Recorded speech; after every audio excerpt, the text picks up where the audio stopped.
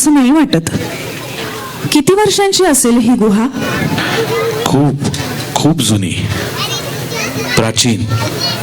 जेव्हा या गुहेचे कातळ जणू कागद बनते, हातातल्या तीक्ष्ण टोकदार शस्त्रांनी जेव्हा कोणी इथे काही लिहिलं, ते आकार नव्हते फक्त, किंवा तो नव्हता वेळेचा अपव्यय. तो होता अक्षरांचा, भाषेचा, जगण्याचा आनंद, आविष्काराचा जिवंत प्रवाह. ती नव्हती फक्त अक्षर, ती नव्हती फक्त भाषा, तर या उभ्या महाराष्ट्राच्या मायबोलीचं ते माहेर होतं, भिंतीवर उमटलेलं. नाणेघाटात सापडलेला हा शिलालेख 2220 वर्षांपूर्वीचा.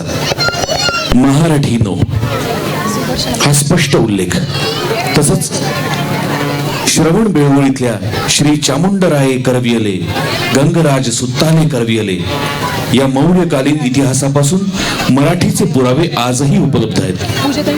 कठीण पाषाणात कोरलेली ही अक्षरं ऊन, वारा, पाऊस, परकीय आक्रमण यापासून जशी वाचली, तशीच आपली घट्ट मराठी भाषा. आपली भाषेची, मराठीची वेण नुसती घट्ट नाही, उबदारच नाही, तर ही मायेची गोधडी खूप जुनी. या धाग्यांना आईचा गंध आहे. ही सुरुवात एका मोठ्या प्रवासाची नांदी आहे. ही नांदी आहे साक्षात हाल महाराज यांनी रचलेली. लक्ष्मीकांत धोंड यांनी भावानुवाद